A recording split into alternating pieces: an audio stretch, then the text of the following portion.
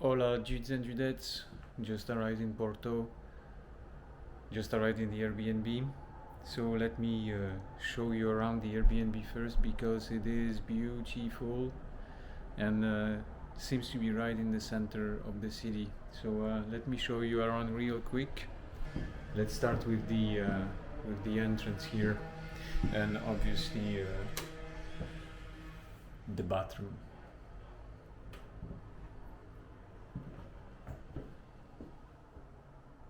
Check this out, real classy. Rock and roll. So this is a really nice bathroom. Let's go. So this is the entrance, and here is like a small kitchen place, and here we are right in the heart. So the living room with a really nice couch. There is a space to sleep here with a huge bed. So this is like a king size, I guess. Beautiful bed. And I think there is, yes. So you can close this door here. Awesome.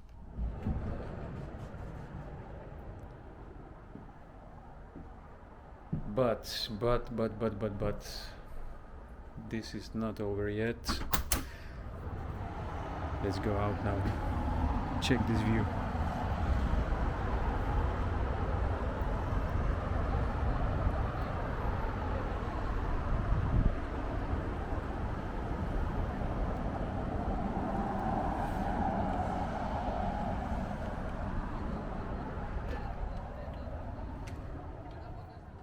Alright, so that's the Airbnb. Really nice. So now I'm going to find a restaurant and have a quick dinner. To be honest, I am a little bit tired, so it's going to be dinner, maybe one photo or two around because it looks really nice at night, and then I think we'll go to sleep and discover more tomorrow. So I'll see you tomorrow. Take care. Goodbye.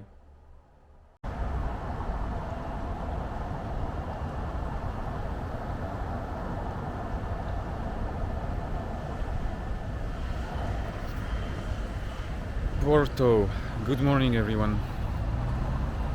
So here we are at the Plaza de Liberdade, the kind of central plaza in Porto, and I think that the building from just right now, it's the city hall. I'm not sure if anyone knows.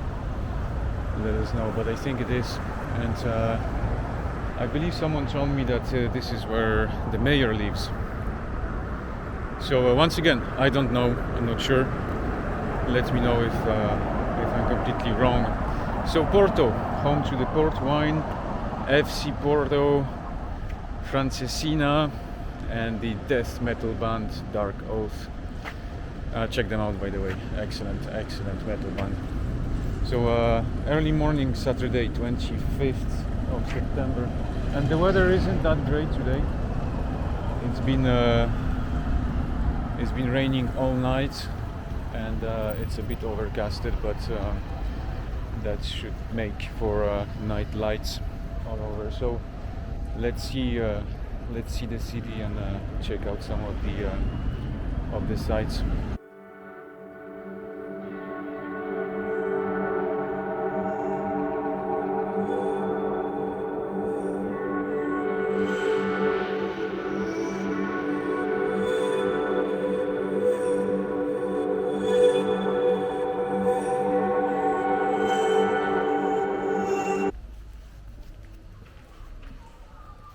So Porto means harbor, apparently, and it's historically a city that's never been conquered by anyone.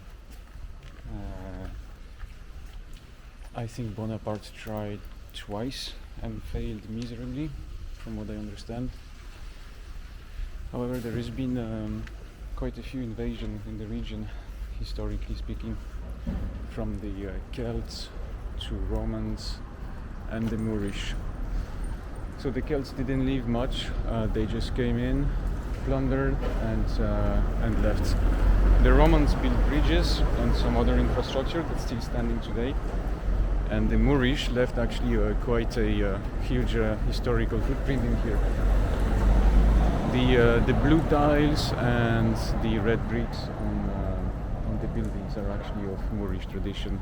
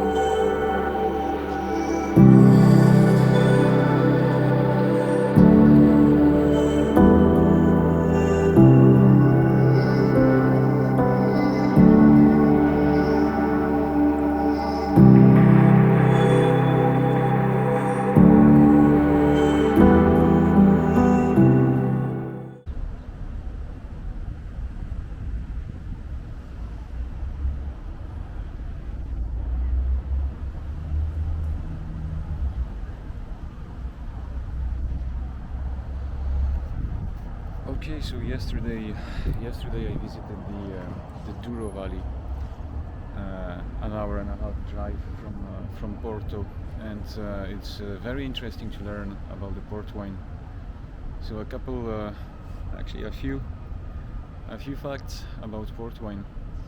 So first of all, the age on port wine, it's an average of the years when the harvest happened.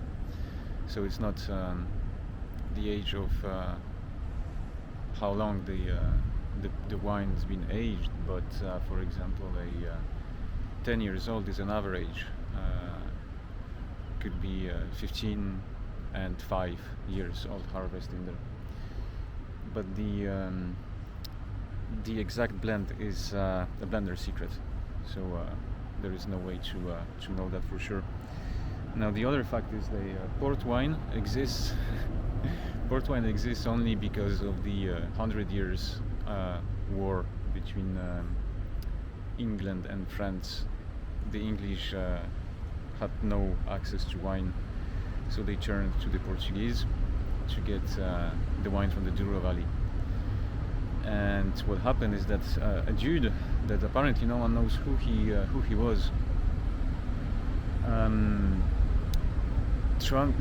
transported some of the red wine in a barrel and put something in there that prevented the fermentation from happening further. So the amount of sugar in the wine remained very high, and that's how port wine was created. So yeah, thank you, unknown Jude, and be sure not to abuse port wine because it can be really treacherous due to the high amount of sugar in there.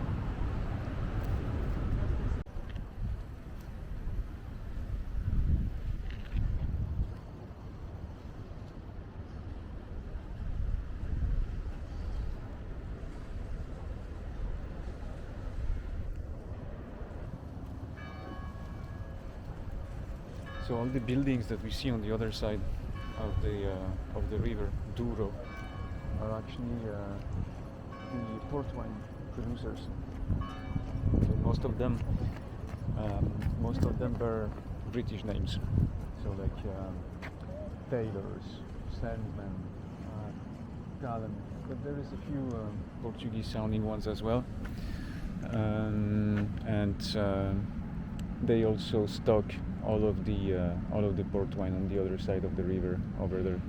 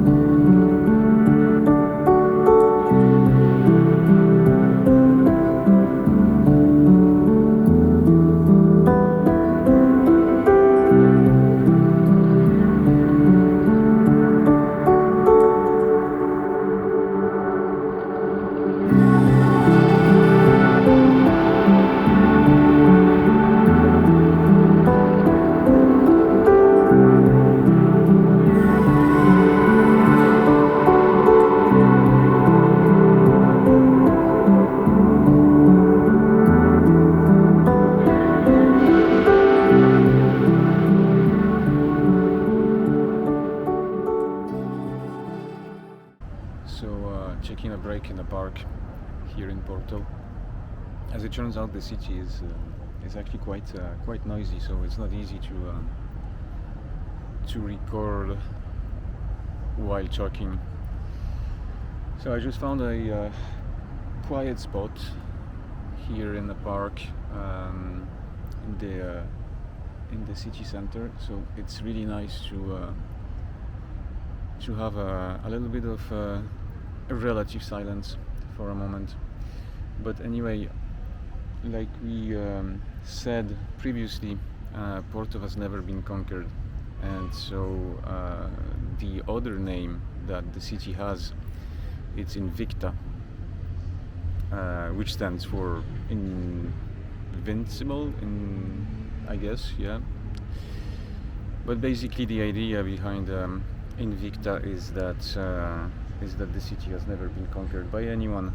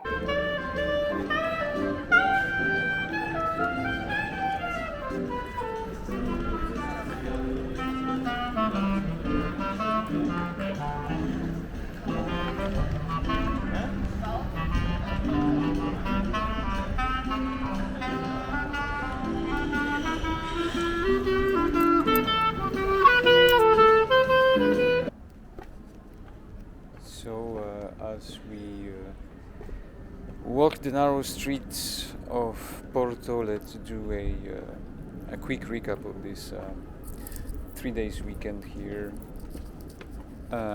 So I guess the first thing to say about Porto is that it is actually quite a small city from what I saw, at least.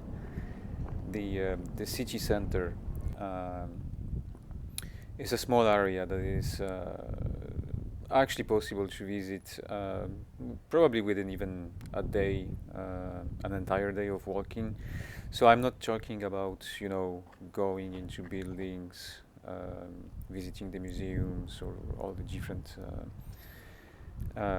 interesting things that exist in the city, but simply walking and checking out how the city life looks like. It is doable within a weekend, so it is really worth to travel there, to see the city. The people are really nice. I've met a few Portuguese people in restaurant. I also met quite a few Americans, so that was actually very interesting to see how many Americans were visiting Porto at the same time as I was there. So I guess I would highly recommend Porto for at least a weekend, just to discover the different restaurants, discover the little bars that they have, to discover the wine from the Douro Valley, so the port wine, the red and the white wine they have. They are all really good. I've been surprised on many occasions while tasting some of these wines, just how good they can be. And one thing to highlight maybe is it would be probably good to grab some good shoes. So for two reasons, I guess. One, Porto is a hilly city, a little bit like I would say Lisbon in that regard. So you would always just go up and down, up and down. And the other thing is that, as you can see here on the footage, there are cobblestones everywhere in the city. So if it rains a little bit, it can be, it can be tricky to walk on those without sliding from time to time. So just pay attention to what kind of shoes you're grabbing when visiting Porto. So I guess having visited Lisbon as well, if I had to compare the two cities, well, Porto is definitely smaller. It feels more like a village city compared to Lisbon. It's all kind of concentrated in the city center, with all the little streets, as you can see right now, with all those little places like this one, for example. And they are pretty much everywhere. So if the weather is nice, you will find those tables outside. You can sit, have a drink, have a meal.